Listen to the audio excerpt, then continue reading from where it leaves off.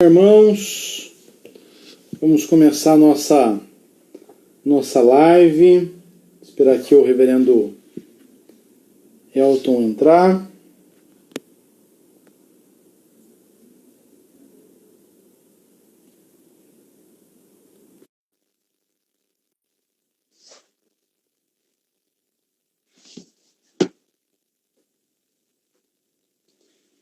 Reverendo Elton. Reverendo Diego, que prazer. Beleza. Tudo bom? Graças a Deus, meu irmão. Graças a Deus. Vamos Felipe, aí. boa noite. Felipe, boa noite. Adilson, boa noite. Concunhados meus, reverendo, da Bahia. Reverendo Adilson e Felipe. Valnei, reverendo Valnei, lá de Salvador. Valnei, um abraço.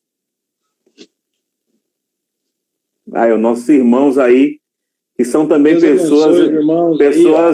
pessoas interessadas no assunto, viu, reverendo? Irmãos interessados no assunto. Estou aqui com Lucas, também nossa igreja, Deus abençoe.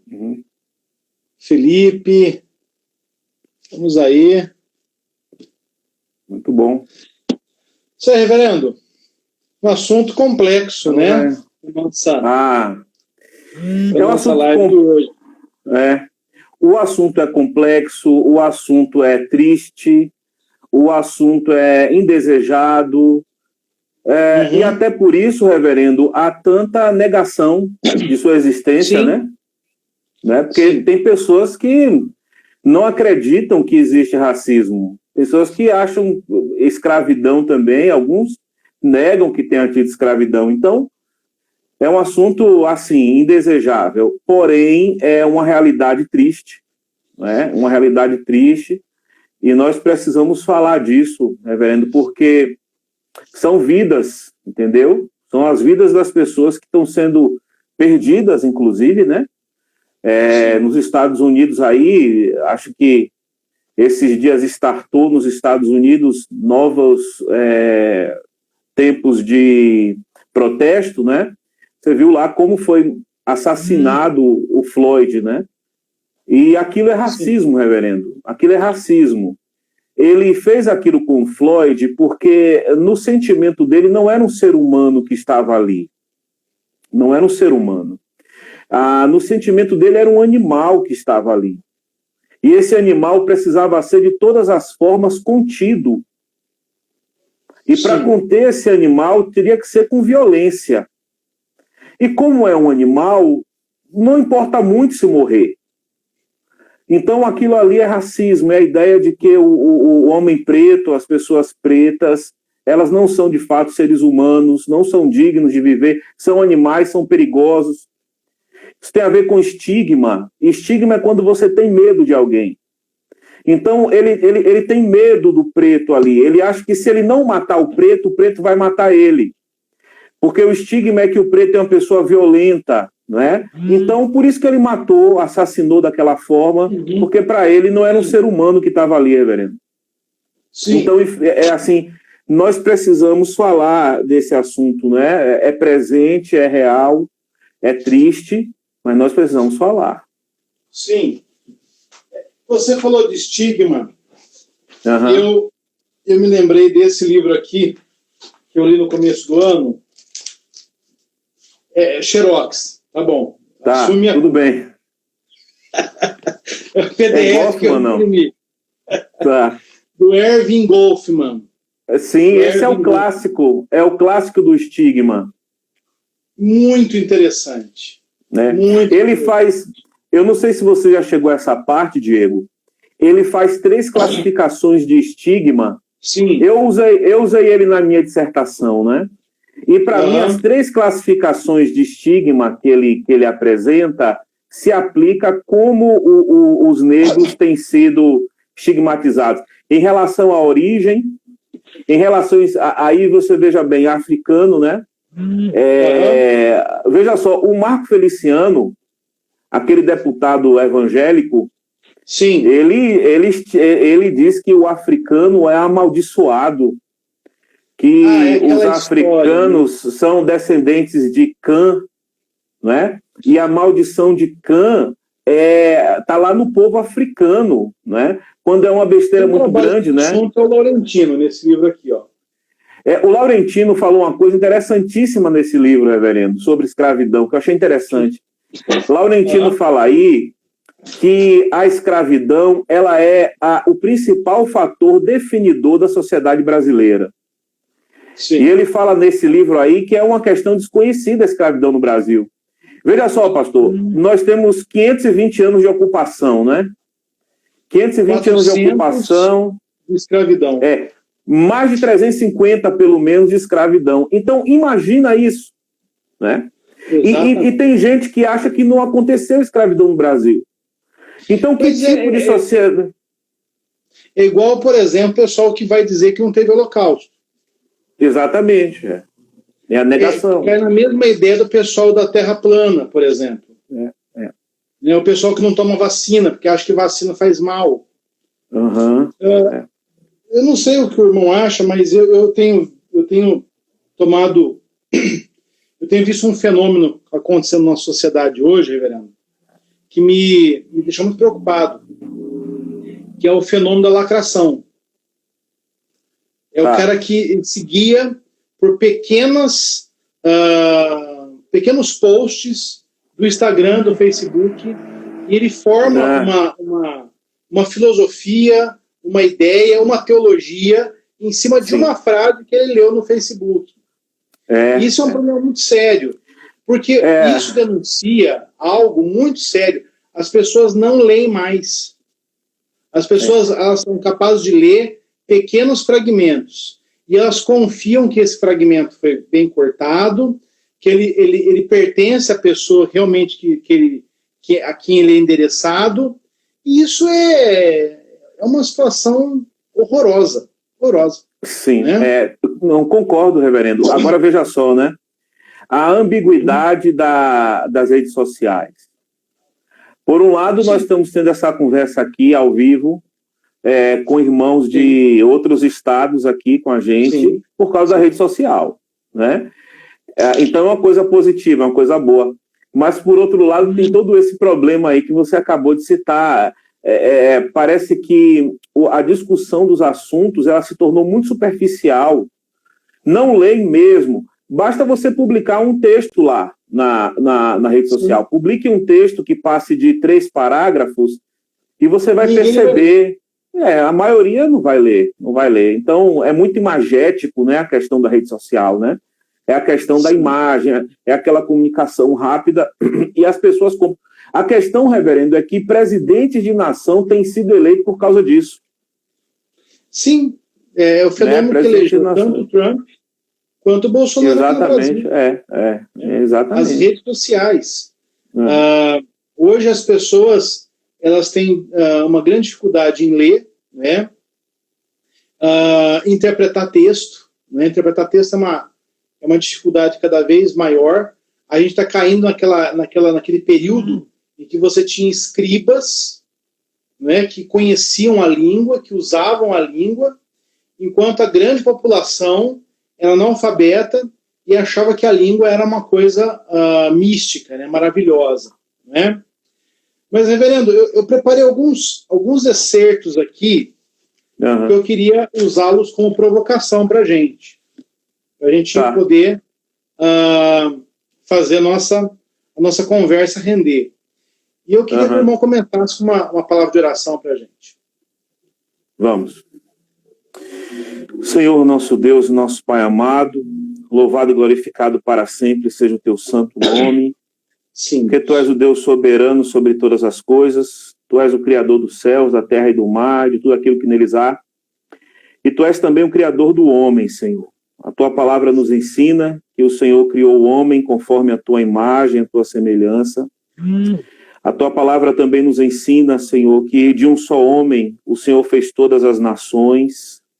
Sim. E a partir disso podemos compreender, Senhor, que todos os homens, ó Pai, independente de sua etnia, de sua raça, são criados pelo Senhor, são criados conforme a imagem e semelhança do Senhor, têm a mesma dignidade, Pai amado, diante do Senhor. Sabemos, ó Pai amado, que não há nenhuma raça perfeita, nenhuma etnia humana, nenhuma sociedade humana pura, porque todos, ó Pai, estão mortos dos seus delitos e pecados, todos herdamos a culpa do nosso representante federal, que é Adão, então sabemos que não há raça pura. E nós também sabemos, ó Pai amado, que a Tua graça em Jesus Cristo, na Sua obra redentora, vem para redimir pessoas de todas as tribos, de todas as línguas, de todos os povos, de todas as nações. O Senhor, quando estabelece a Sua igreja, na Sua igreja, Pai amado, não há mais diferença entre judeu, gentil, entre grego, romano, entre homem ou mulher. A igreja do Senhor é um só povo. E também, ó Pai amado, temos aquela esperança, Senhor, de que naquele dia estarão reunidos diante de Ti pessoas de toda a língua, povo e nação, sim, cantando e exaltando ao Cordeiro, Pai. Amém. Então, hoje nós estamos aqui reunidos, Senhor, para tratar dessa questão ligada a racismo. Senhor Deus, compreendendo, Senhor, que é um pecado, Senhor, porque desumaniza seres humanos criados à Tua imagem e semelhança. Então, Pai amado, que o Senhor nos abençoe nessa noite e que o Senhor nos ajude, ó Pai amado, a compreendermos esse mal, ó Deus, que existe na nossa sociedade e ensinarmos o que a Tua palavra fala da igualdade do homem diante de Deus. E também possamos, ó Pai amado, como sal e luz, contribuir para que, ó Deus amado, temos uma sociedade mais justa dentro do que for possível aqui nessa terra. Em nome de Jesus nós oramos. Amém. Amém. Eu queria começar com o primeiro texto, reverendo, que é... Tá bom. Está ali em Gênesis. Josi está aí, Josi Guitarra, meu irmão, quanto tempo. Da Bahia também, reverendo. Deus abençoe. Opa. Vamos lá. Reverendo, Gênesis capítulo 1, versículo 26, que é o tema, né, do cartaz, né, do nosso encontro hoje. Também disse Deus, façamos o homem à nossa imagem, conforme nossa semelhança. Tenha ele domínio sobre os peixes do mar, sobre as aves dos céus, sobre os animais domésticos, sobre toda a terra e sobre todos os répteis que rastejam pela terra. Então aqui você tem, né, a criação do homem, o único da criação que carrega a imagem e semelhança de Deus, o único em que Deus colocou a mão, porque todo o resto da criação o Senhor criou pelo poder da sua palavra, né? Disse, haja luz e a luz se fez, né? Haja separação entre mar, águas e terra, e assim se fez, e assim por diante. Mas o homem não foi criado apenas pela palavra, o homem foi criado pela palavra e pela ação direta de Deus, não é? E aqui você vê este homem que carrega a imagem e semelhança de Deus sendo imbuído do mandato cultural, né, dominar toda a terra, todos os animais da terra. Né? E aí, meu irmão, eu entro talvez num autor polêmico nos nossos dias, um autor que tem dificuldades hoje para as pessoas entenderem, que é o Paulo Freire, né? Eu tenho minhas críticas a Paulo Freire, porque Paulo Freire, por partir de um pressuposto esquerdista, comunista, ele acaba restringindo as coisas apenas ao âmbito capital, né? Então parece que a felicidade do homem está ligada ao bem-estar, e eu vejo isso muito a teologia da prosperidade, né?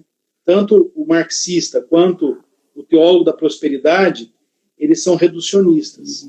Mas o Paulo Freire, ele tem nessa pedagogia do oprimido, ele tem uma ideia muito interessante, que é de que o oprimido, ele foi desumanizado.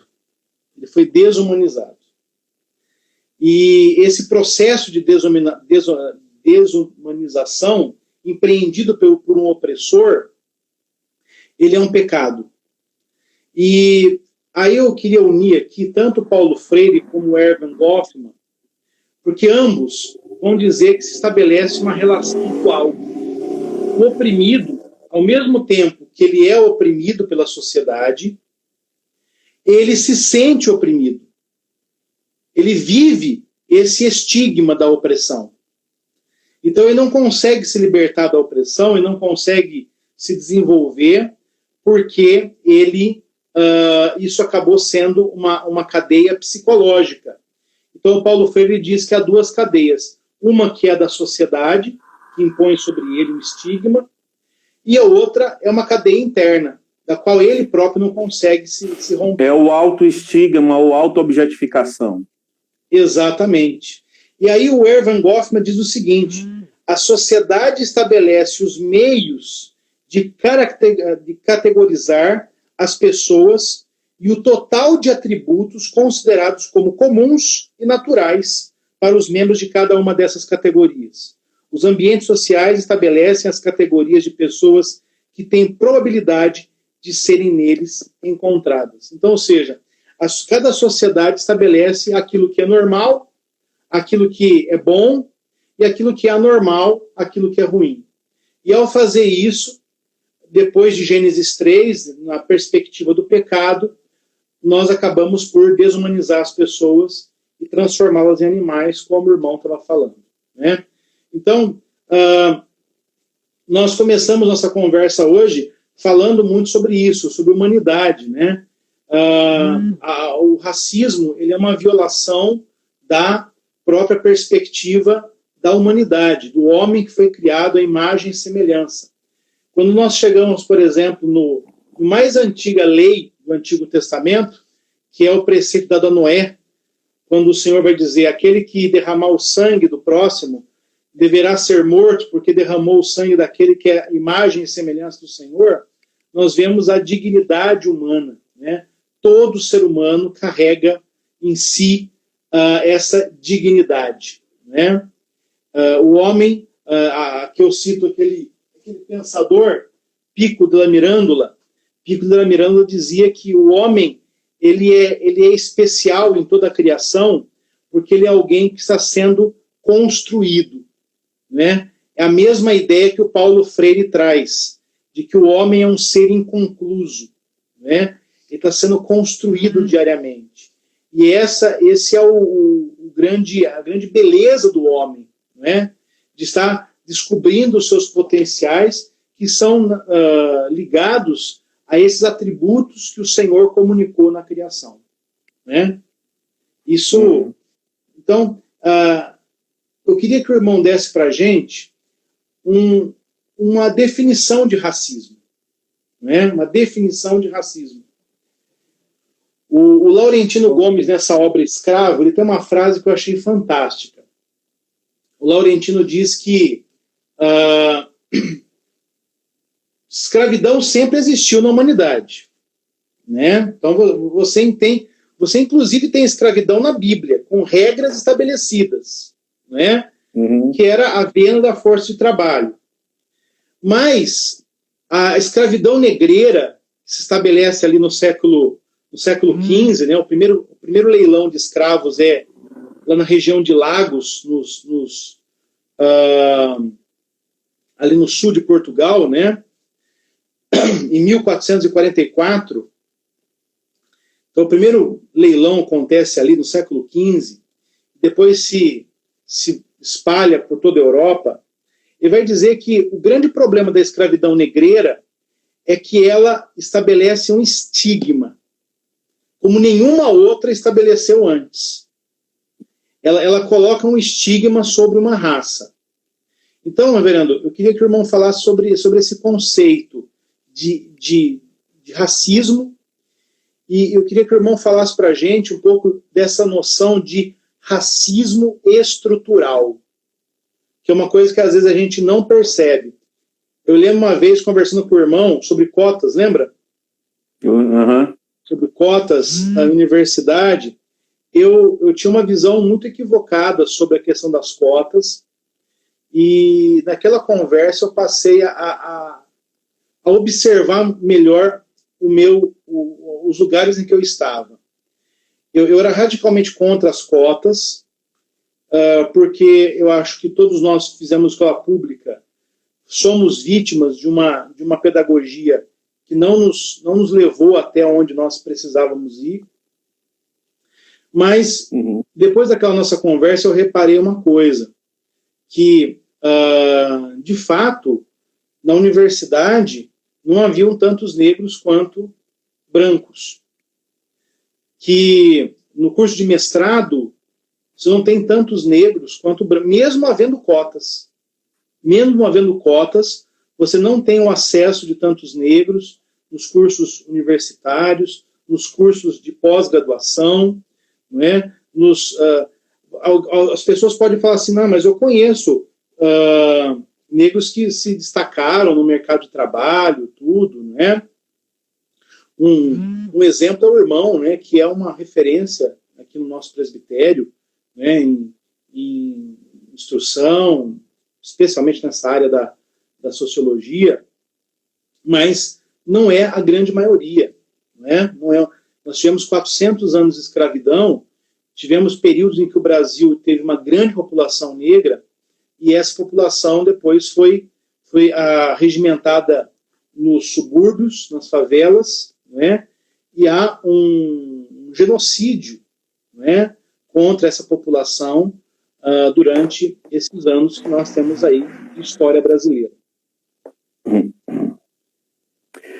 Ok, reverendo, eu acho que a primeira, queria começar lá de onde você começou, dos textos bíblicos, né? Qual é o entendimento que nós vamos ter em relação a isso? Deus criou o homem conforme a sua imagem e semelhança. A palavra de Deus fala que homem e mulher os criou conforme a sua imagem e semelhança. Aí nós vamos para o Novo Testamento, o apóstolo Paulo, ele vai dizer o seguinte, quando ele prega em Atenas, ele vai dizer, de um só, Deus fez todas as nações. Né? Ou seja, a nossa compreensão, então, é a seguinte, que todo ser humano tem a mesma dignidade. Sim. Ok? Todo ser humano tem a mesma dignidade. Foi criado assim por Deus. Então, eu começo dizendo, reverendo, que racismo é o pecado de desumanizar seres humanos que Deus criou conforme a sua imagem e semelhança. Então, eu digo que racismo é esse pecado. Em relação às definições que nós temos na Constituição brasileira, por exemplo, porque o artigo 5º da última Constituição de 88, ele coloca lá o racismo como crime, né? É um crime, inclusive, imprescritível, né? Que não prescreve, não é isso? Prescreve. E lá vai dizer que o racismo são aquelas ações que atingem uma coletividade indeterminada de indivíduos, discriminando toda a integridade de uma raça. Sim. Discriminando toda a integridade de uma raça. Então, por exemplo, o nazismo tinha ódio do judeu porque era judeu. Né? Porque é judeu.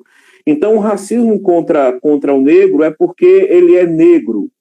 Já o crime da chamada injúria racial, aí parece que diz respeito a uma questão mais individual, né? A injúria racial, por exemplo, que também está no Código Penal brasileiro, ela é estabelecida quando a honra de alguém é ofendida, levando-se em consideração elementos de raça, cor, etnia, religião ou origem. Isso é injúria racial. Então, tanto injúria racial como racismo aqui no Brasil são crimes, né? São crimes. Uma das coisas que eu já queria ir comentando é que uma das coisas que se precisa fazer, e aí eu já falo no sentido de resistir aí ao racismo, por exemplo, que essas leis, elas ganhem cumprimento, elas ganhem efetividade, reverendo. Por exemplo, a injúria racial, ela pode levar à reclusão de 1 a 3 anos e multa. Aí aconteceu há poucos anos um caso no Rio Grande do Sul com o goleiro Aranha. Eu acho que ele era goleiro do Santos na época, o Santos foi jogar lá contra o Grêmio. E aí algumas pessoas lá começaram a chamar ele de macaco e tal. E aí o Ministério Público do Rio Grande do Sul ofereceu queixa, né? Levou até essas pessoas ao Tribunal de Justiça, O Tribunal de Justiça acolheu a queixa, verificou que realmente aconteceu o crime de injúria racial, mas a pena aplicada, reverendo, foi uma pena restritiva, ou seja, as pessoas foram proibidas de entrar em estádio. Quando Sim. a pena possível é de 1 a 3 anos de reclusão mais multa. Então Sim. você pergunta o seguinte, por que não se aplicou a pena de 1 a 3 anos de reclusão mais multa, né? Porque foi uma medida preventiva. Então, veja só, apesar de você ter aí leis, né, que se colocam contra o racismo, a prática continua a acontecer, meu irmão, porque não há, inclusive, não se cumpre a lei, né? Não se cumpre a lei. Uma outra questão de racismo, reverendo. O Valnei coloca uma questão aqui de distinguir entre escravidão e racismo, né? Sim, porque eu me lembro uma vez, né, logo no início do seminário, eu tive aula com o reverendo Dario. Você teve aula com o reverendo Dario também? Eu tive na validação. Então, o reverendo Dario foi meu professor no seminário, tive aula com ele na validação. Eu trabalhei com o Dario na Casa Verde, né? O Dario é uma referência para mim, né, de pastor, né, é uma pessoa que eu valorizo muito, né? Teve na minha banca de mestrado. Eu me lembro que, lendo a Bíblia, né, por vergonha, eu li a Bíblia inteira só no seminário, né? A partir do seminário eu passei a ler a Bíblia sistematicamente. E lendo ali as regras para a escravidão, né? Então, a pessoa que tinha dívidas, então ela seria tomada como escravo, né? E ela seria escrava até o ano da graça, né? Até o ano do Senhor, né? Acho que na questão da escravidão eram 7 anos, né? E ali eu conversava com o reverendo Dario sobre isso, né? Como que a Bíblia poderia ter regras que endossavam a escravidão. E eu me lembro da resposta dele, que foi interessantíssima. Ele falou assim, olha, Deus estabelece leis para coisas que são derivadas da dureza do coração humano. Então, por exemplo, na Bíblia você tem regras ali no Antigo Testamento para a escravidão, você tem regras para aqueles que assumiam a poligamia, você tem regras para o divórcio, o próprio Jesus vai dizer que o divórcio é por causa da dureza do nosso coração, né? Que a vontade de Deus é que o homem deixe o seu pai e a sua mãe, se una à sua esposa, e os dois vão ser uma só carne, né?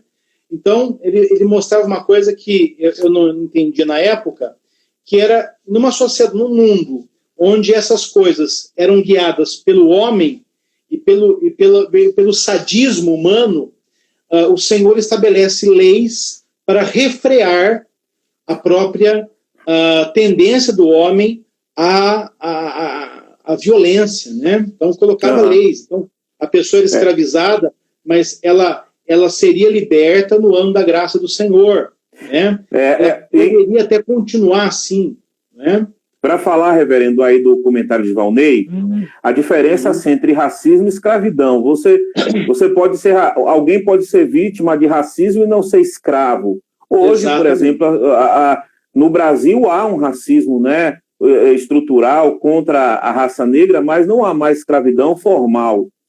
É interessante dizer o seguinte, no caso brasileiro, reverendo, o racismo, ele de alguma forma validava a prática da escravidão.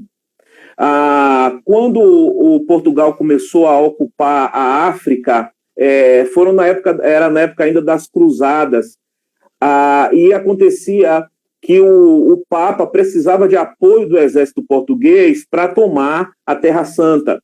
O acordo foi o seguinte, o Papa soltou uma bula na qual declarava que os territórios ocupados na África pertenceriam ao Reino de Portugal, assim como Portugal teria o direito de fazer escravos os nativos ali por tempo indeterminado. Né? Então, houve essa troca de interesses. A partir daí, o rei de Portugal envia tropas para ajudar nas cruzadas E em troca disso, ele tem essa autorização do Papa, não é? Tem a bula papal, está registrada lá o nome da bula papal no meu trabalho.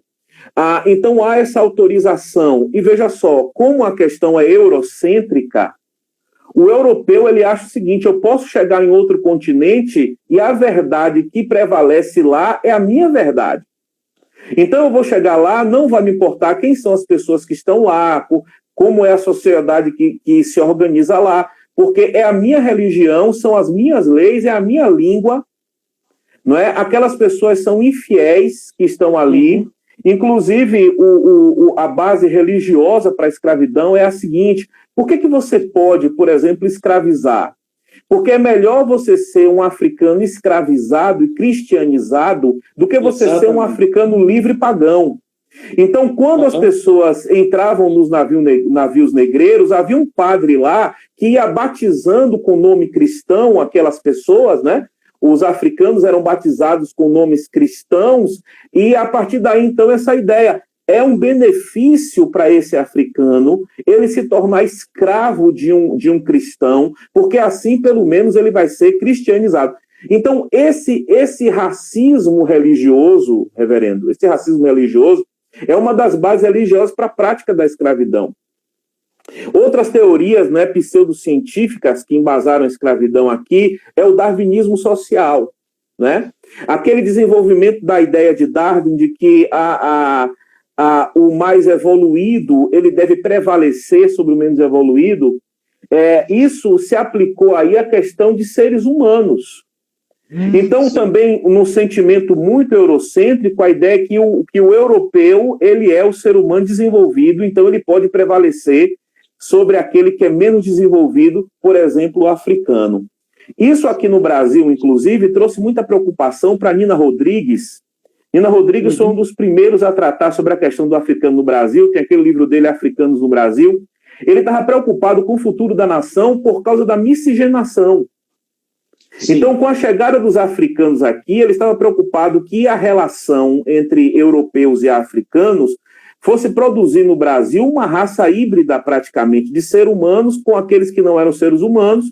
E logo, esses que são africanos, eles são inferiores em tudo, eles são inferiores em moral, eles são inferiores em genética, na verdade não são seres humanos desenvolvidos. Então, Nina Rodrigues, naquele livro dele, Africanos no Brasil, ele vai se preocupar com isso. Ainda tem o chamado racismo científico, reverendo. O racismo científico, tem uma passagem aqui, foi de certo modo institucionalizado com a fundação em Paris, em 1859, da Sociedade de Antropologia. Aspectos físicos passaram a se relacionar aos culturais, ou seja, pescoço, nariz, pernas, dedos e órgãos sexuais do negro foram analisados e considerados prova de sua diminuição intelectual, moral, social e política. Então você ainda tem um racismo científico para embasar. Então, o racismo, no caso do negro e no caso do Brasil, as teorias racistas, religiosas, pseudocientíficas, do racismo científico, é o que dão base para se escravizar. Não é? Então, eu posso escravizar o negro, porque o negro não é um ser humano. Não é? Ele não é um ser humano. Inclusive, tem uma coisa interessante, reverendo, que é da palavra mulato, né? Sim, de mula. A palavra, exatamente, ou seja, ele é fruto do cavalo com o jumento, não é? E que vai sair daí um híbrido que não é nem tão nobre quanto o cavalo e não é nem tão desprezível como o jumento, fica ali no meio. Então você já começa a desumanizar o escravo, inclusive nas suas palavras, né? E você vai atribuir o seguinte: não é um ser humano, é um animal, é uma mula. Então essas teorias aí pseudocientíficas, né, religiosas, elas não basam. Veja só, quando você fala de religioso, até algumas seitas atualmente defendiam isso, né? Por exemplo, os Mormons, eu não sei se ainda hoje, por causa das evoluções, né, que tivemos, não mais.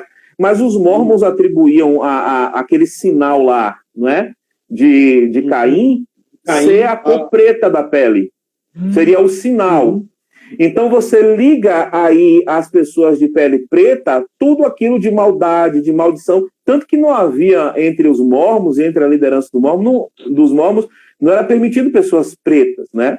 Isso aí é racismo. Quando o Marco Feliciano fala que o continente africano é um continente amaldiçoado, não é, pelas questões de cão, ele está sendo racista. Então, até hoje, reverendo, se usa argumentos religiosos para desumanizar o negro.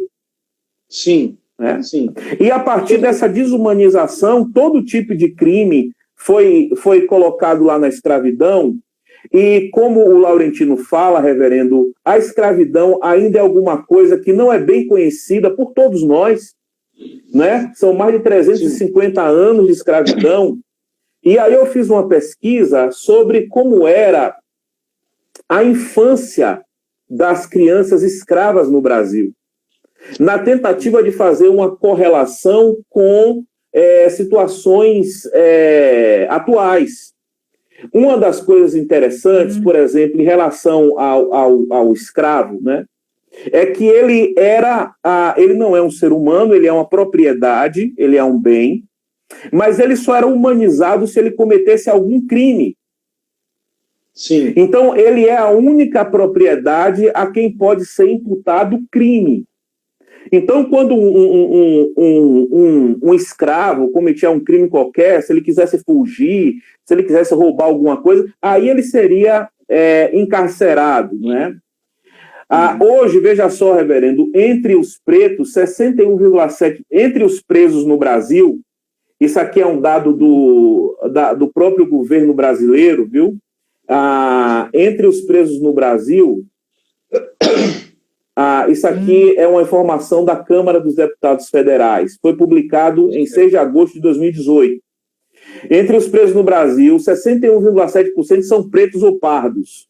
Vale lembrar que 53% da população brasileira tem essa característica. Os brancos, inversamente, são 37,22% dos presos, enquanto são 45% da população brasileira. Então, a questão da criminalização do escravismo, ele não é humano para ter nenhum tipo de direito humano, mas ele é criminalizado. Em relação à mortalidade, reverendo, os escravos com menos de 10 anos de idade correspondiam a 1/3 dos cativos falecidos.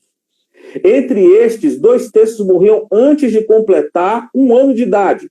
2/3 dos escravos no Brasil morriam antes de completar 1 ano de idade. 80% até os 5 anos. Então, é verdade que no Brasil, colônia, império, a taxa de mortalidade era alta entre brancos também. Mas 80%, reverendo, dos filhos de escravos morriam antes de completar 5 anos de idade. Veja hoje, conforme dado do BGE de 2010, atualmente a taxa de mortalidade infantil brasileira é prevalecente entre negros e pardos.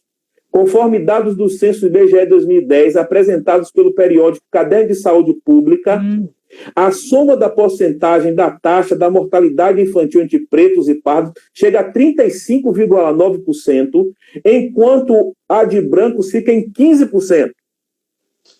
Puxa. Mortalidade infantil de negros e pardos, 35,9%, de brancos, 15%. Em relação a outras questões aqui, reverendo, que a gente poderia citar algumas questões, em relação à educação, por exemplo. Em relação à educação. Del Priori, ela diz o seguinte: enquanto pequeninos, os filhos de senhores escravos compartilhavam os mesmos espaços privados, a sala e as camarinhas. A partir de 7 anos, os primeiros iam estudar e os segundos trabalhar.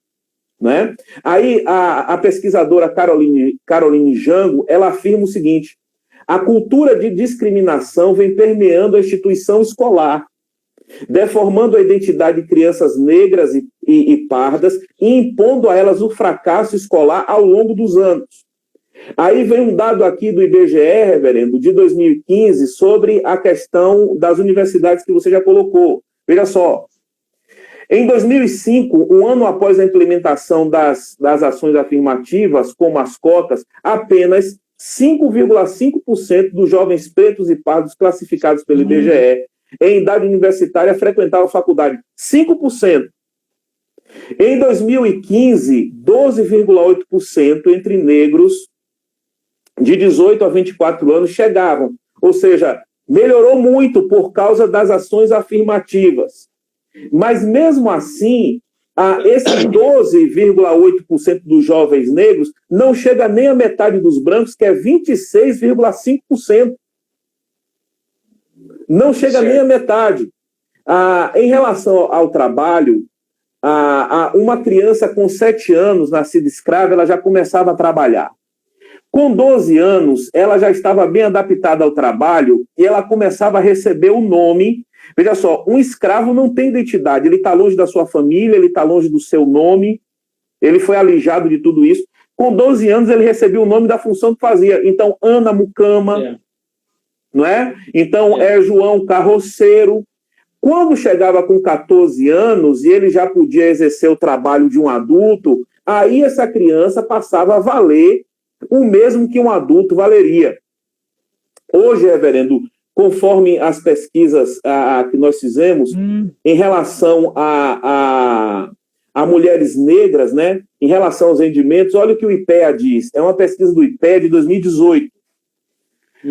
Diz o seguinte, a pesquisa apontou que em 2016 a taxa de homicídio entre negros, aqui está falando de violência, não é violência que eu quero aqui, eu quero falar dos rendimentos, né?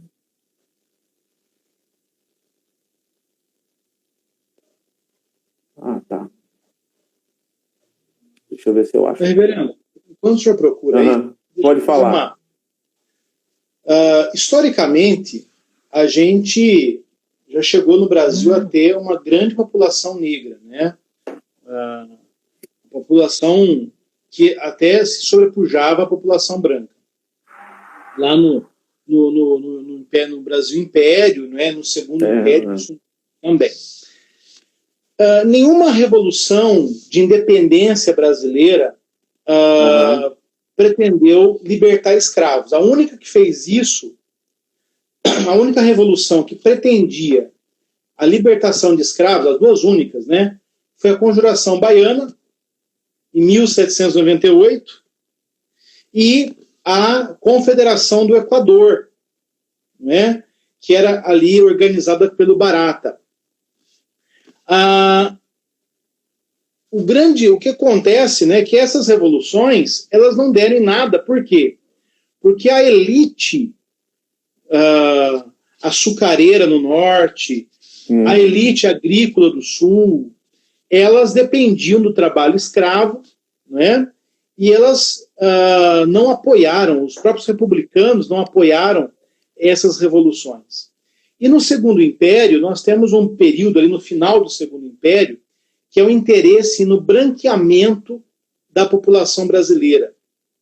Então você tem ali uma iniciativa do imperador de trazer várias pessoas da Áustria, ali da Europa, para virem para o Brasil, tanto que elas vão se posicionar ali na região de Petrópolis, né?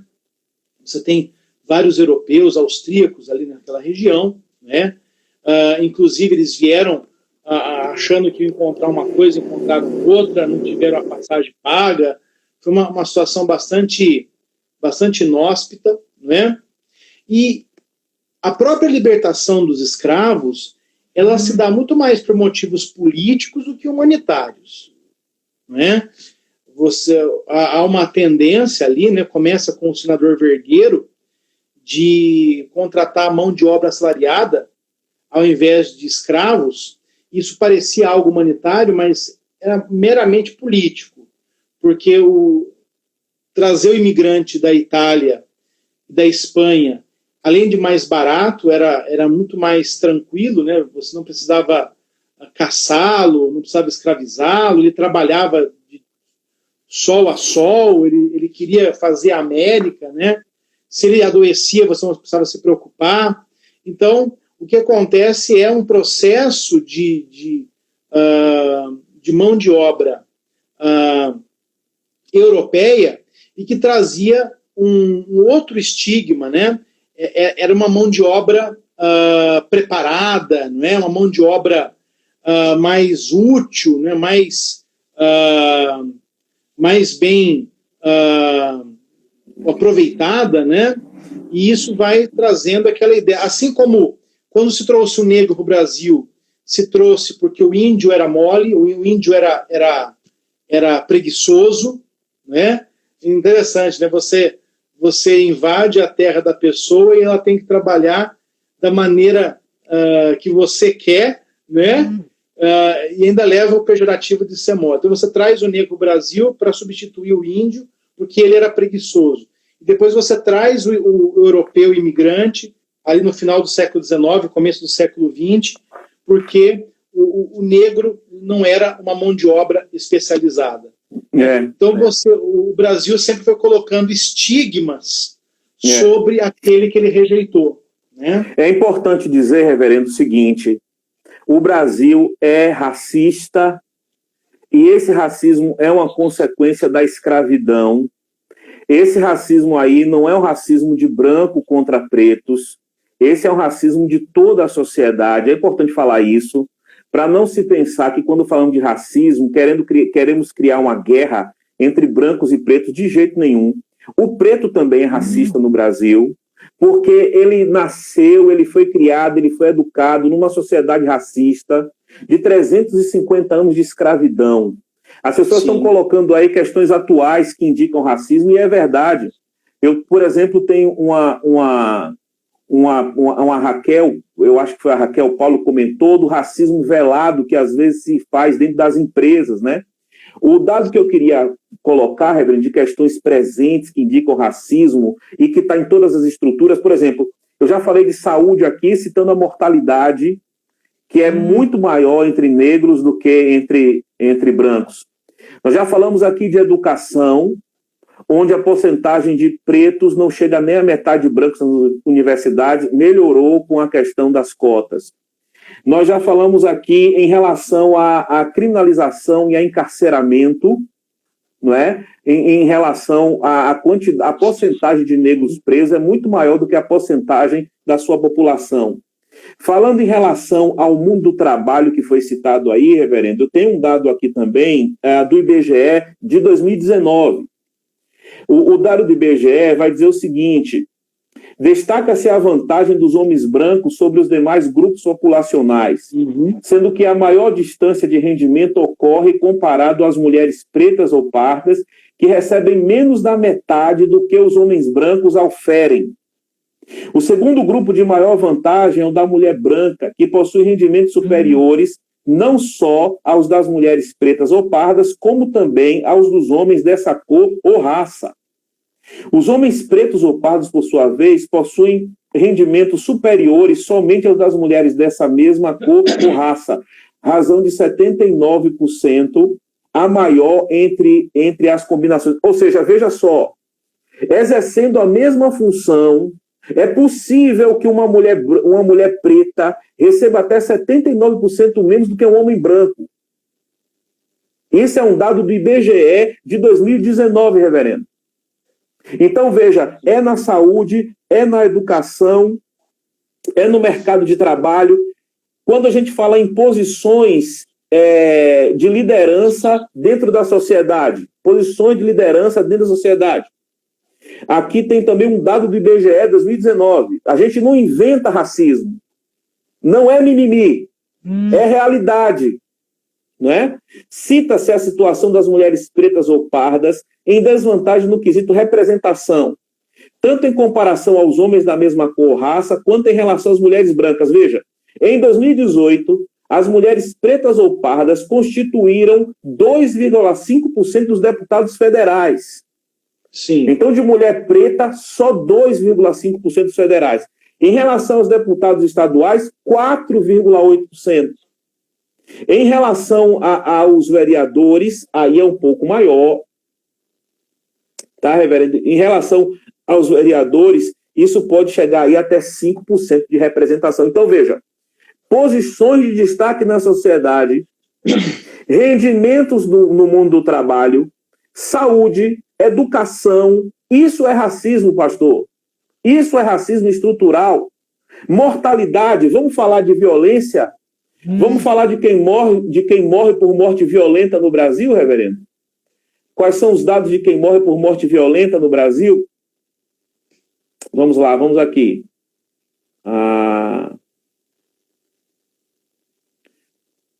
Aqui achei.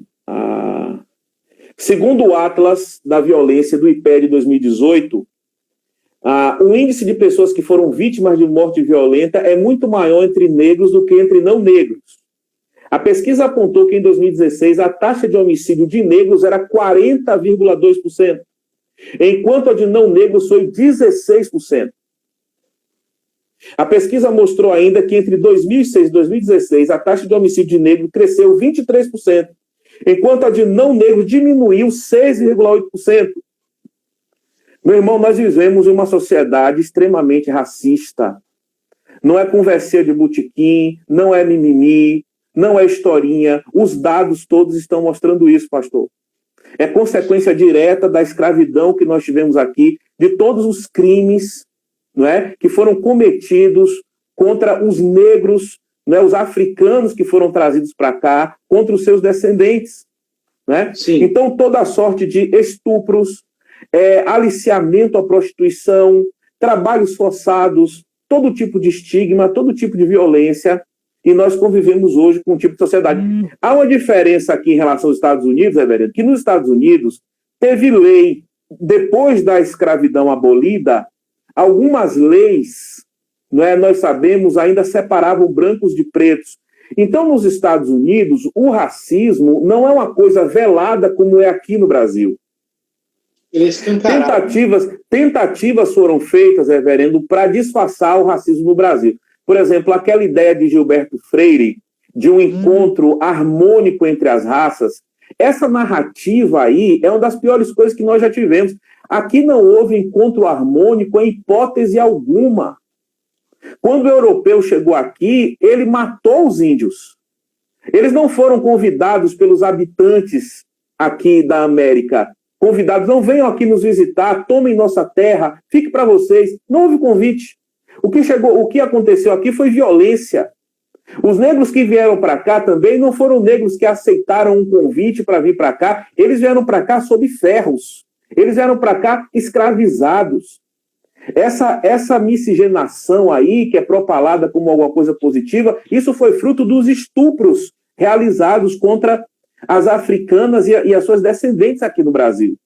Então, no Brasil, reverendo, não há nenhuma harmonia entre raças. Isso é mentira. Né? Pelo contrário, nós ainda estamos vivendo debaixo de opressão racial. Né? Se você for ver também indicadores ligados à pobreza, você vai ver que a pobreza tem cor. Em relação aos índios, por exemplo, tem aquele Ailton Krenak. Ele vai falar o seguinte: olha, ainda hoje estamos em guerra. Ainda hoje tem índio sendo assassinado por causa de terra. Ainda hoje. Então, essa ideia, né, de que no Brasil a escravidão foi uma coisa branda, que houve um encontro, uma democracia racial no Brasil, que democracia há? Né? Que democracia houve com escravidão, 350 anos de escravidão? Que democracia há com esses índices que nós temos hoje? Que democracia há? Entendeu? Então não temos, reverendo. O racismo é um pecado sério, desumaniza pessoas, coloca em situação de subserviência. E nós, acredito, não podemos deixar de falar. Como eu disse, né, no Brasil existe essa tentativa de camuflar, não é? Como nós falamos, tem gente que nega até que houve escravidão no Brasil. O Elton, eu tenho um texto aqui com uma parte, né, do conto.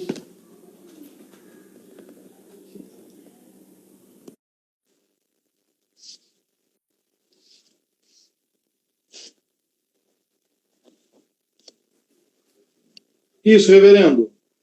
Estamos de volta. Estamos de volta. Eu queria, então, como eu disse, ler uma parte aqui do conto A Negrinha, do Monteiro Lobato. Né? Aqui ele diz o seguinte, né? Brincar. Como seria bom brincar? Refletiu com suas lágrimas no canto a dolorosa Martirizinha. e até ali só brincara em imaginação com o cuco.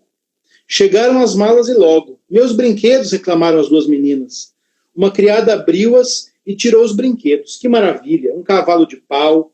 Negrinha regalava os olhos. Nunca imaginara coisa assim, tão galante. Um cavalinho e mais. Que é aquilo?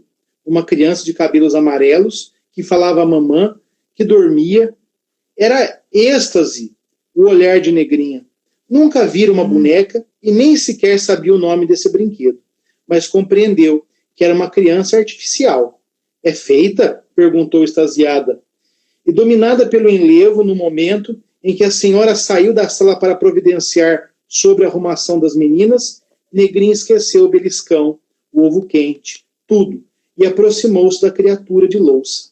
Olhou-a com assombração e encanto, sem jeito, sem ânimo de pegá-la. As meninas admiraram-se daquilo. Nunca viu boneca? Boneca? Repetiu Negrinha. Chama-se boneca? Riram-se as fidalgas de tanta ingenuidade.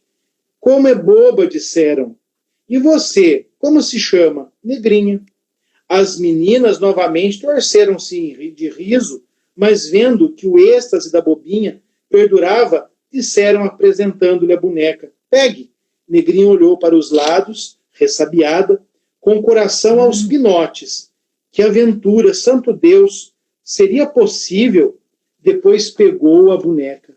E, muito sem jeito, como quem pega o senhor menino, sorria para ela e ela para as meninas, com assustados relaços de olhos para a porta. Fora de si, literalmente. Era como se penetrara no céu e os anjos a rodeassem, e um filhinho de anjo lhe tivesse sido adormecido no colo.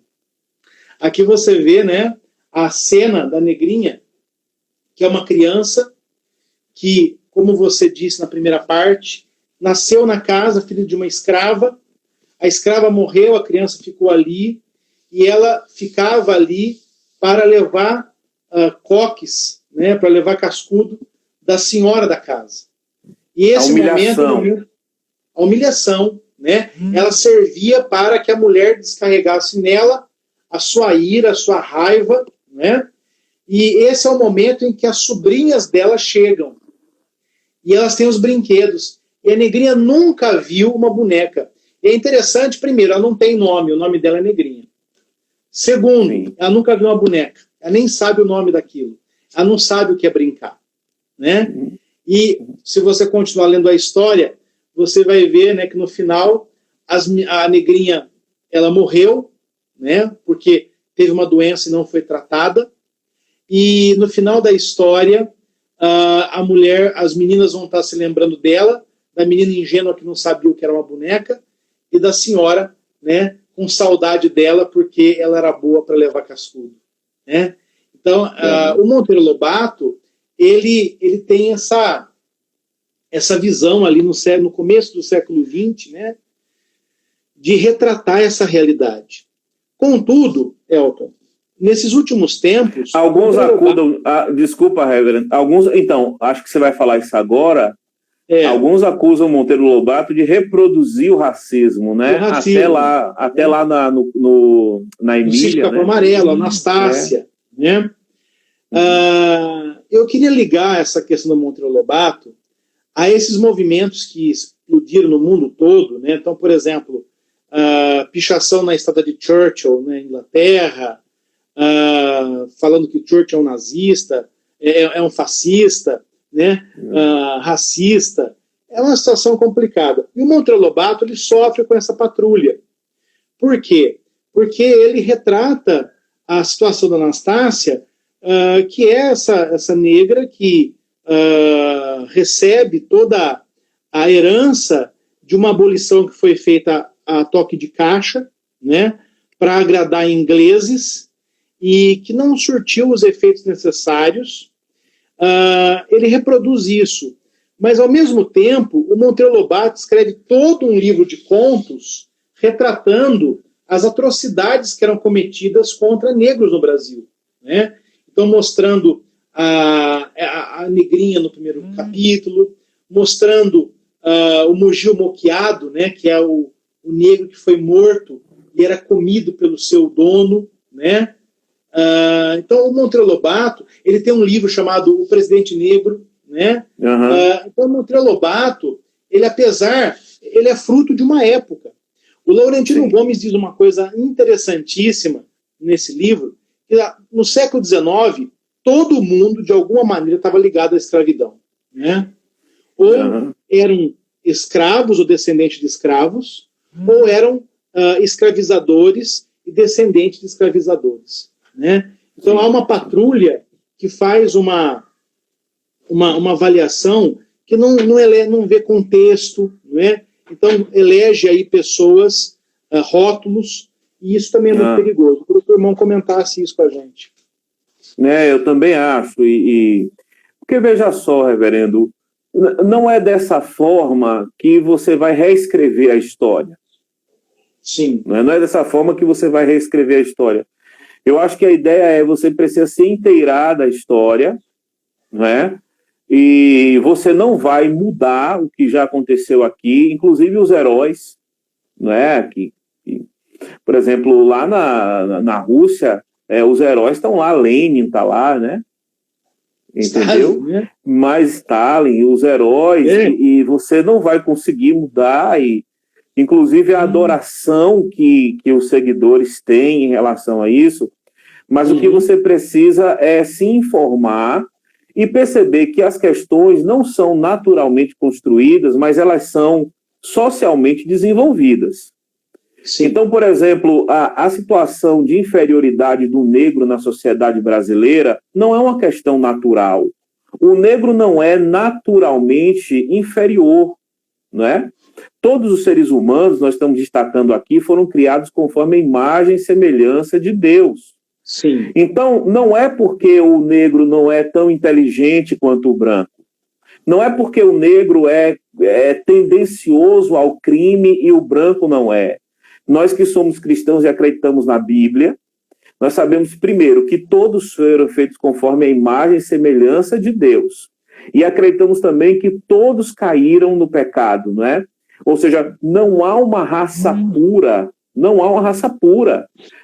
Então, essa diferenciação que existe na sociedade, isso foi socialmente construído, isso foi culturalmente construído, com base em teorias pseudocientíficas, com base em teorias religiosas equivocadas, não é? A partir de um comportamento de escravidão. Então, o que é que nós podemos fazer, reverendo? Nos inteirar, não é? Dessa construção a respeito do negro, e já que é socialmente construído e culturalmente construído, pode ser socialmente desconstruído. Não é? Então, qual é a possibilidade de você fazer uma nova história? Não dá para você mudar o que está daqui para trás, mas dá para você entender o que aconteceu daqui para trás e você mudar.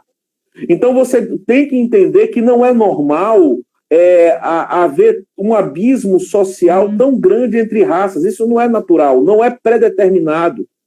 Isso é uma questão social que precisa ser transformada, não é? E, com certeza, um dos principais fatores, reverendo, é a educação. A educação, ela traz conscientização. Eu posso falar uma coisa para você, que até 2012, eu também não enxergava, assim, o racismo que há na sociedade, por falta de informação. Até 2012, eu nunca tinha parado para ler, de fato, sobre escravidão no Brasil. Até 2012, eu nunca tinha atentado para os indicadores sociais que demonstram a diferença racial tão grande que está no Brasil. Então, foi a partir daí, a partir do início, né, da faculdade, levantando e despertando para a discussão de determinados temas, que eu vim me conscientizar. Então, a população brasileira, de forma geral, eu falo brancos e pretos, ela não é consciente das teorias racistas que embasaram a escravidão, não é consciente do que foi a escravidão e não é consciente da diferenciação racial que há, porque brancos e pretos andam no Brasil na rua de lado a lado. Tem-se uma impressão de igualdade. Juridicamente, nos códigos jurídicos, há igualdade, mas na realidade da sociedade brasileira não há essa igualdade. Então, a solução não é a pinchação, eu não acredito nisso. E eu acho, inclusive, que pessoas se infiltram para enfraquecer o movimento, reverendo. Sim. Não é? Então, eu acho que é uma conscientização a partir de educação, o conhecimento do passado, das realidades do passado, que criaram uma realidade presente que é tão triste quanto é a realidade passada. Mas, reverendo, uma coisa que eu achei muito interessante, né? Quando a gente era criança, quantas vezes você ouviu falar na história sobre a história da África? É outro ponto. Não existe. É a história da Europa. História da Europa. A história era europocêntrica. Você lembra dos livros? A história do seu país. Tem uns livros lá, né? História do Brasil e História do Mundo. Exatamente. Esses livros didáticos. Quando você vai ver a história do mundo, é a história da Europa. E, sobretudo, a história da Europa a partir da modernidade. Exatamente. Pouco se tem, não é? Para trás da modernidade, a partir da modernidade. E aí eu queria colocar uma questão, reverendo, que algumas ações afirmativas, elas já foram estabelecidas, até como lei. Infelizmente, poucas ainda são efetivas.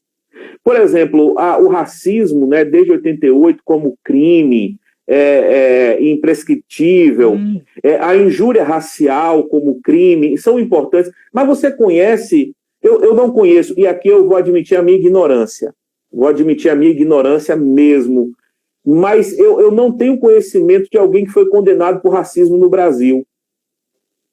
Também não. E eu te pergunto, de lá para cá, será que não houve racismo, né?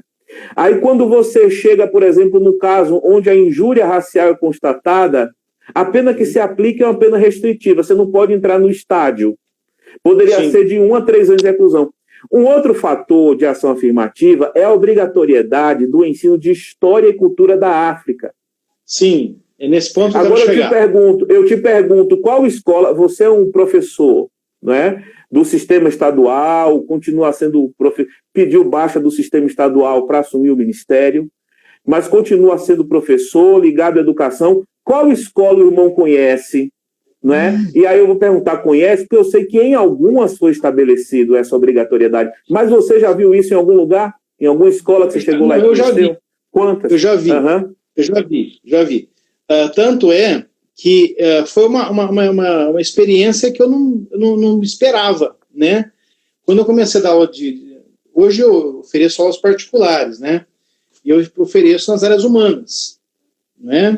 Então, uma vez eu tive que dar uma aula para um aluno de um colégio particular aqui em Barretos sobre a história da África.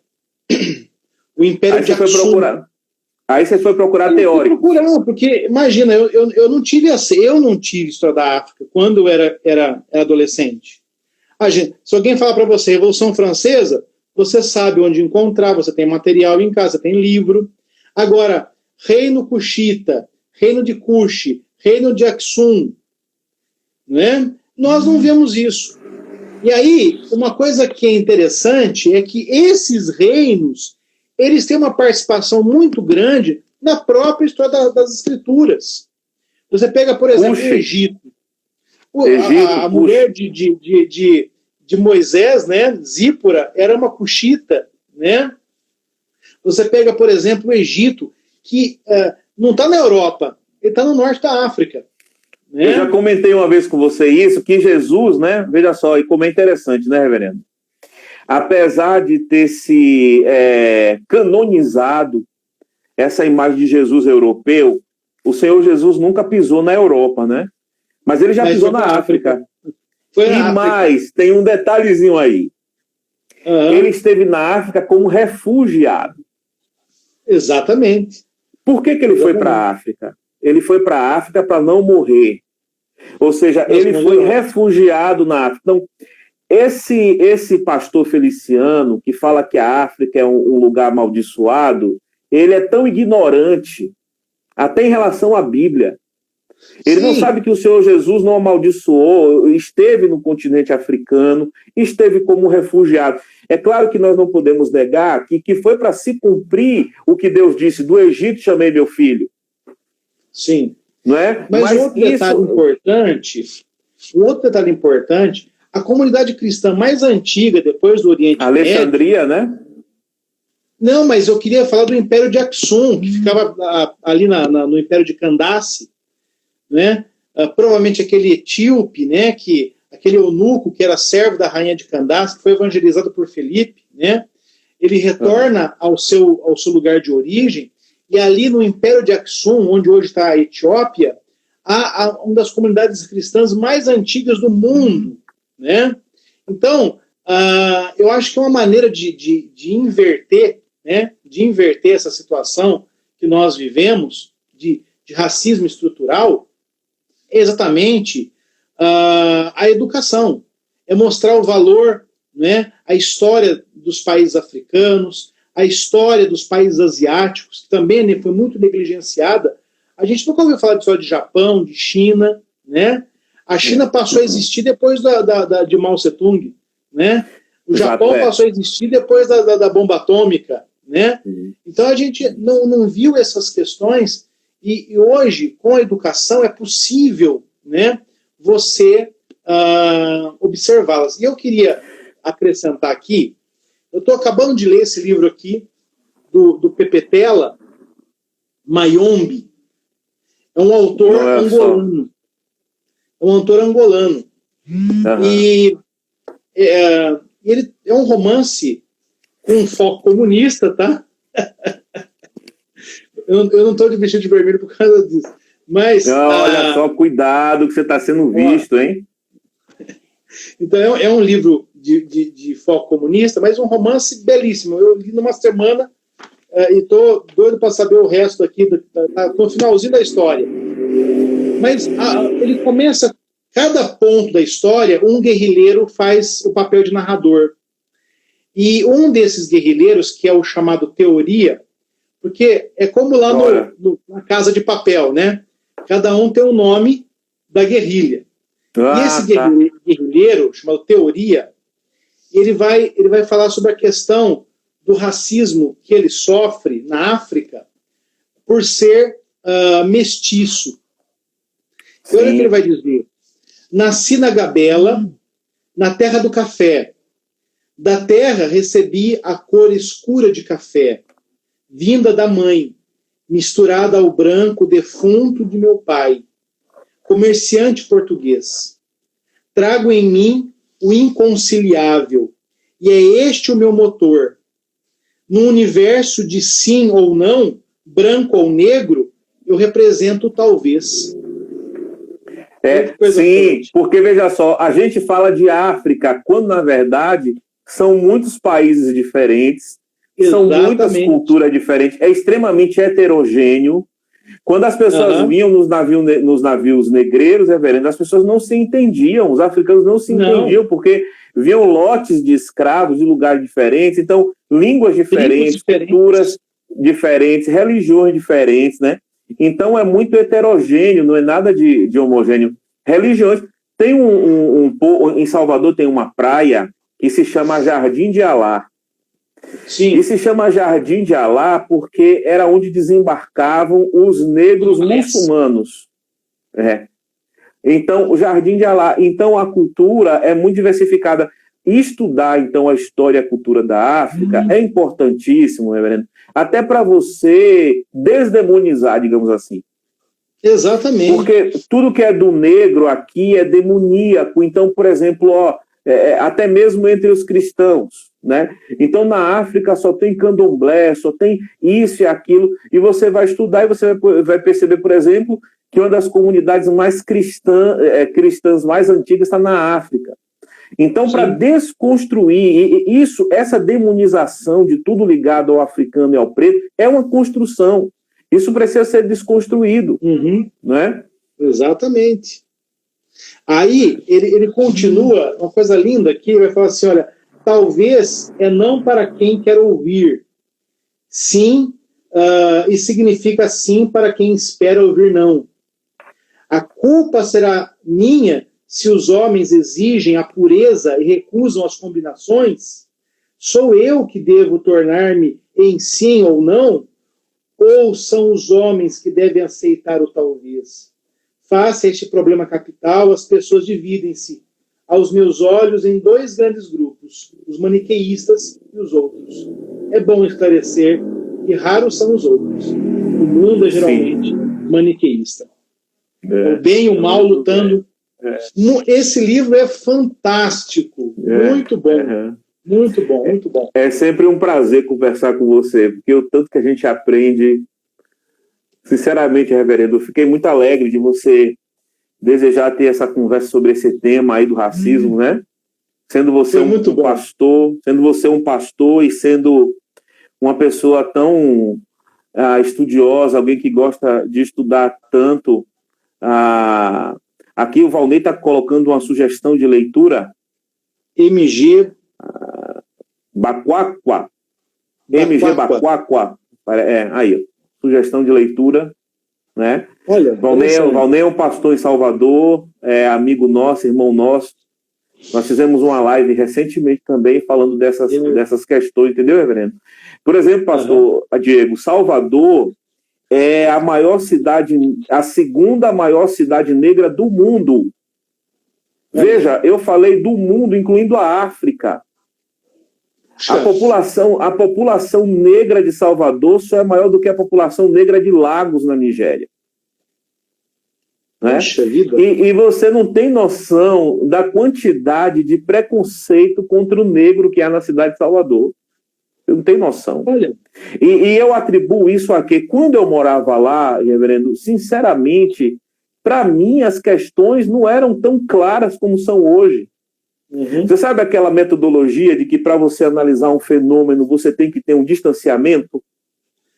Então eu confesso que depois que eu tive esse distanciamento é que hoje eu posso olhar, não é, para lá, para Salvador e o recôncavo da Bahia, que é onde tem a concentração maior de negros, e eu vejo a quantidade de racismo, mas era natural para a gente.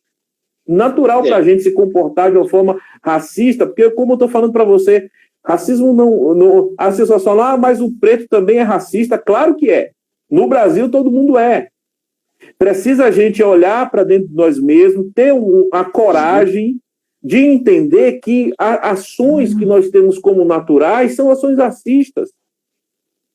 Até mesmo, reverendo, nos títulos e por exemplo, chamar uma pessoa de crioulo, né? Chamar uma pessoa de crioulo é extremamente depreciativo. A Rosana Jatobá, aquela jornalista, ela escreveu um livro, Questão de Pele, onde ela problematiza essa questão, né? Como chamar alguém de crioulo no Brasil é uma questão depreciativa e é uma coisa que se fala, né?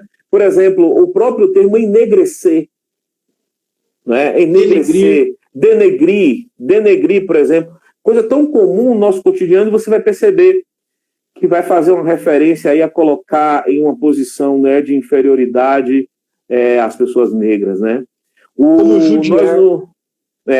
Você quer ver uma outra questão interessante, reverendo? Não há nenhum tipo de reparação em relação à escravidão, né? Em relação à escravidão. Por exemplo, muita gente já nasceu aqui escravo, muitos são descendentes de escravos, pessoas que foram exploradas, que foram colocadas sob trabalho forçado, que foi desumanizada, sofreram crimes, as mulheres eram estupradas, as mulheres eram aliciadas à prostituição. Por exemplo, uma proprietária de escrava, ela fazia com que uma escrava de 12 anos fosse para os portos no Rio de Janeiro, lá no Valongo, por exemplo, para se prostituir, não é? E o dinheiro era tomado por sua proprietária. Então, o aliciamento, a prostituição, os estupros, os trabalhos forçados, os assassinatos que eram realizados, não houve nenhum tipo de indenização, obviamente. É claro que não eram considerados seres humanos. Então, não se diz que houve crime contra o escravo, mas o que verdadeiramente aconteceu foram crimes. Né? E esses crimes, reverendo, eles determinaram a realidade de uma população. Então, quando essas pessoas elas são expulsas com a abolição da escravatura, são pessoas que não têm nenhum tipo de educação, são pessoas que não têm nenhum tipo de posse, são pessoas que não têm para onde ir, e você não pode imaginar, reverendo, que em 150 ou 200 anos, né? Imagine se você é descendente de um escravo. O seu tataravô, ele não tinha família, o seu tataravô, a sua tataravó poderia ser vítima de estupro, a sua tataravó poderia ser vítima de trabalho forçado, foi expulso das fazendas e das minas, sem direito a nada, e teve que tentar sobreviver dessa forma, né? Então as consequências para os descendentes dessa população são nítidas, são claras, estão aí. Né? Não é à toa, e não houve nenhum tipo de reparação, não houve nenhum tipo de criminalização, né? Ninguém sofreu criminalização. Veja só, em relação ao Holocausto, até hoje, se descobrirem um nazista, ele vai ser julgado. Sim. Né? Mas em relação à escravidão, aos homicídios, aos crimes, a tudo que aconteceu, por não se considerar seres humanos, você não tem nenhum tipo de criminalização, tudo foi apagado, não há nenhum tipo de reparação, não há nenhum tipo de indenização. Então, quando falamos de ação afirmativa como cotas, por exemplo, é claro que a cota não é a solução, está longe de ser. Está longe de ser. Ninguém fica alegre com cota, mas no sentido de reparação, reverendo, é uma tentativa de reparação.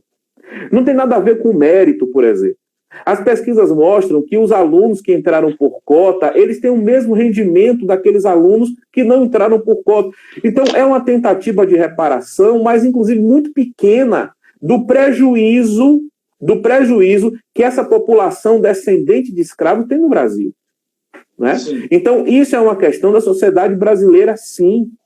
Né? Porque foram essas pessoas, reverendo, que serviram como força de produção para o início dessa história. E ainda hoje são aqueles que estão trabalhando aí na informalidade, sobretudo. Então, são necessárias reparações, sim, reverendo. Entendeu? Como cristãos, eu acredito que nós não somos obrigados a ser militante de nenhuma causa. Ninguém é obrigado a ser militante de nenhuma causa.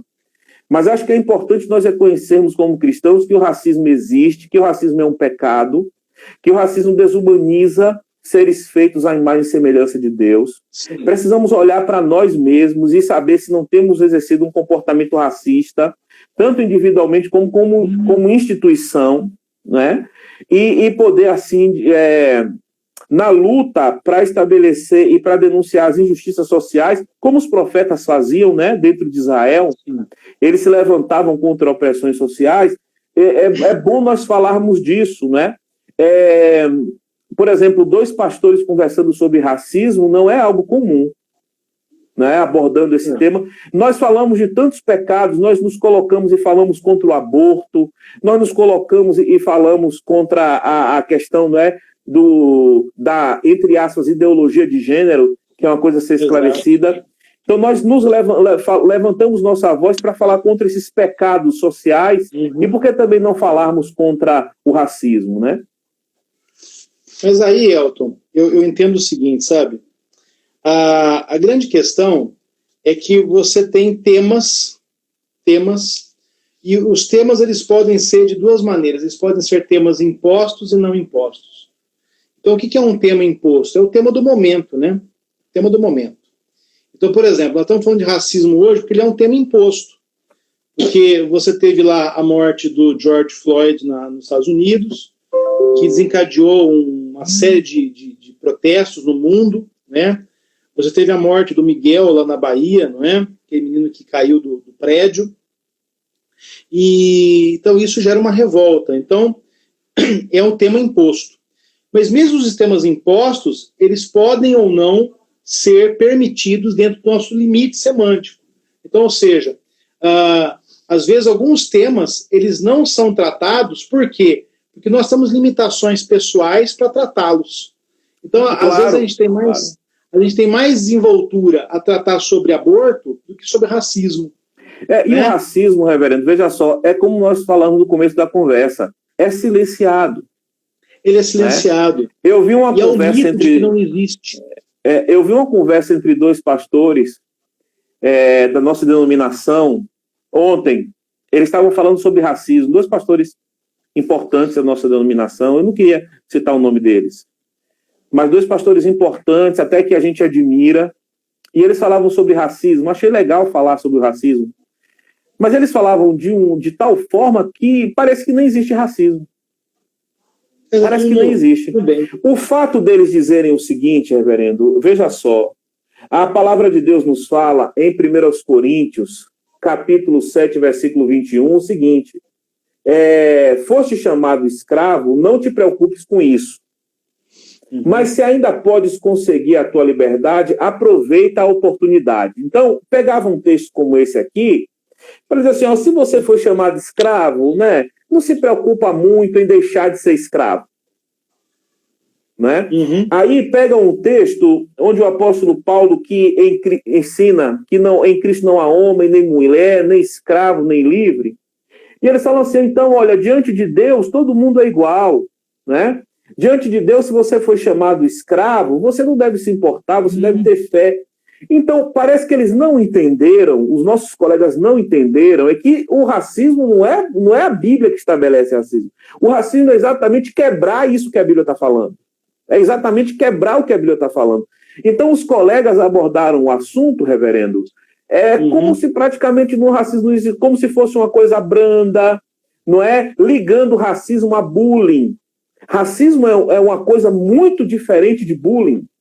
Muito diferente de bullying. Racismo, você é depreciado por uma questão inata, injusta, por causa de uma questão de raça. Então, não tem nada a ver de bullying. Então, os colegas falaram, e eu achei interessante porque falaram, mas, por outro lado, a forma como eles tocaram nos pontos, parece que não existe racismo no Brasil. Né? É uma coisa assim, assim. E falaram mais o seguinte, reverendo. É assim mesmo. Só na vida eterna que vai deixar de ter isso. Gente, tudo bem, nós sabemos que a corrupção é uma questão do coração humano. Então vai existir gente racista até a volta de Cristo. Eu sei. Sim. A igualdade racial só no novo povo da nova terra, sim. Bom, mas isso quer dizer o seguinte, que eu não devo lutar contra esse mal, que eu não devo pregar contra esse mal, que eu não devo ter nenhuma ação no sentido daqui agora. Então é aquela coisa, reverendo, as pessoas selecionam as lutas que querem travar. E elas selecionam as lutas que elas querem travar a partir do seu lugar de fala, como você diz. Exatamente, né? É meu lugar de fala. Então, a partir do seu lugar de fala, que elas selecionam as lutas que devem travar. Eu gosto muito desse livro aqui do John MacArthur, Escravo, a nossa identidade escondida na identidade de Cristo. E aqui o MacArthur ele traz uma questão interessante. Ele fala assim, olha, Doulos e Ebed na Bíblia, Doulos no grego e Ebed no hebraico, ambas são escravo. Então, quando Paulo vai dizer lá que ele é servo de Cristo, ele está falando que ele é escravo de Cristo. E o MacArthur traz uma questão escravo, histórica. E deixa eu fazer só um comentário. Eu estava trabalhando um livro aqui do Stott. Então, quando ele fala lá para os coríntios que ele é um servo de Cristo, você que domina muito o grego, ele vai usar a palavra uperetes. Uperetes. Um uperete, você vai lembrar aqueles navios da antiguidade que tinham 3 níveis de remo. O uperete era aquele escravo que estava no nível mais baixo. Mais baixo. Ele era o uperete. Para demonstrar como Paulo está se colocando ali como um escravo e um escravo do nível mais inferior. Exatamente. Né? Interessantíssimo. E aí, Elton, ele traz um detalhe histórico que a gente que da linguística, né, a gente mexe com a questão da tradução, e ele fala o seguinte, que os tradutores no século XVI, eles não traduziram por escravo. Não traduziram por escravo. Nem Doulos, nem Ebed. Deu uma travada, reverendo, eu não entendi. Não traduziram... Doulos e Ebed, eles não traduziram por escravo, mas por servo. Por servo. Por servo. Por quê? Entendi. Porque eles entendiam que a ideia que os autores bíblicos tinham de escravidão era diferente da escravidão negreira que se estabeleceu desde o século V. Bem diferente. Então ele fala que há uma diferença. As Então, pessoas falam assim. Desculpa, reverendo, pode concluir. Então eles falam, o McCarthy defende o seguinte, que alguns tradutores nem viram a escravidão negreira. Né? Eles não conheciam isso. Então a questão é o seguinte, eles tiveram cuidado de não traduzir por escravo, por quê? Porque aquela escravidão negreira que se estabeleceu a partir do século XV, ela não condizia com a escravidão de Êxodo, por exemplo. Então, fazer uma ponte entre escravidão na Bíblia com o que nós falamos por escravidão negreira a partir do século XV é uma anacronia. É uma anacronia. E outra coisa, na Bíblia é o seguinte, o Novo Testamento não é um tratado revolucionário em relação à sociedade. Sim. Não é um tratado. Se bem que veja o que o apóstolo Paulo fala, se você for chamado escravo, não te preocupes com isso. Quer dizer o seguinte, você é escravo, mas você é filho de Deus por meio de Cristo. Sim. Se você crê em Jesus, se você estiver em Cristo, você é um filho de Deus, mesmo sendo escravo. Mas ele fala, mas se ainda podes conseguir a tua liberdade, aproveita a oportunidade. Ou seja, no entendimento do apóstolo, o lugar que as pessoas devem estar é o lugar de liberdade. Exatamente. Mesmo compreendendo que aquela servidão ali não era uma servidão por raça. Era uma servidão porque alguém pode ter perdido uma guerra, era uma servidão porque alguém não podia pagar uma determinada dívida, não é? E era uma servidão em que a própria pessoa se vendia. Né? E era uma servidão, inclusive, com muitas leis que limitavam o maltrato ao escravo. Sim. O escravo precisava ser tratado com humanidade. Inclusive, no Antigo Testamento, Deus exige isso do povo hebreu, que tratassem o escravo com humanidade, porque eles já tinham sido escravos lá no Egito. Escravos no passado. Então, quando as pessoas dizem assim, mas na África já existia escravidão, mas não era uma escravidão por raça. Na África existia escravidão por guerra, não é? Na África existia escravidão porque você comprou um escravo, mas não porque é negro. O que se estabeleceu no Brasil é uma escravidão racista. Não é, reverendo? Sim. E é uma escravidão racista, inclusive, lamentavelmente, com bases religiosas. Lamentavelmente. Não é? Então, há uma citação de Costa que diz assim, que no pensamento religioso, que embasava a escravidão, uns nasceram para ser nobres, uns nasceram para ser livres e uns nasceram para ser escravos. Ou seja, você naturaliza uma escravidão que é exatamente o oposto ao que a Bíblia está dizendo, que o homem foi feito conforme a imagem e semelhança de Deus. Todo homem foi feito conforme a imagem e semelhança de Deus. Então, por natureza, ninguém é escravo do outro homem. Infelizmente, por natureza, todos nós somos escravos do pecado. Sim. Né? Mas não por natureza ser escravo de outro homem. Né? Então, é bem diferente. Reverendo, foi um prazer conversar com o irmão. O prazer foi todo meu, você sabe disso. É sempre uma alegria. Eu queria concluir nossa conversa, lendo um poema do seu conterrâneo, que é o grande Castro Alves. Né?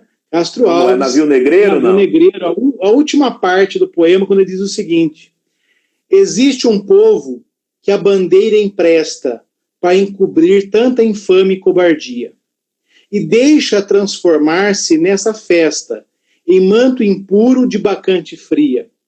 Meu Deus, mas que bandeira é essa que, impudente, na gávea tripudia?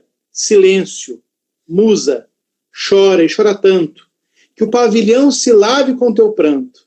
Auriverde pendão de minha terra, que a brisa do Brasil beije e balança, estandarte que a luz do sol encerra e as promessas divinas da esperança. Tu, que da liberdade após a guerra foste hasteado dos heróis da lança, antes te houvesse roto na batalha, que servires a um povo de mortalha. Fatalidade atroz, que a mente esmaga, existe noutra, extingue nesta hora o brigue imundo, o trilho que o Colombo abriu nas vagas, como um íris no pelágio profundo, mas é infâmia demais da etérea plaga. Levantai-vos, heróis do novo mundo. Andrada, Arranca esse pendão dos ares, Colombo, fecha a porta dos teus mares. Muito bom, reverendo. Coisa linda, né? Muito bom, foi um grande prazer. Né? Bonifácio de Andrada, né? O patrono da independência, que era alguém contrário ao escravagismo. Né? Um abolicionista, ele é um abolicionista. Andrada e Colombo, né? Dos mares. Irmão, Deus abençoe a vida do irmão. Deus abençoe. Queria agradecer a todos aqueles que estiveram com a gente, né? Esse encontro aqui, um tema polêmico, um tema complexo, mas um tema que pode ser tratado com pureza, com fidelidade às Escrituras e para a glória de Deus. Muito obrigado, reverendo. Muito obrigado. Muito obrigado. Deus abençoe todos os nossos irmãos. Um grande abraço. Tchau, tchau. Um beijo para você, linda. Até mais, gente. Até a próxima. Até mais. Tchau, tchau.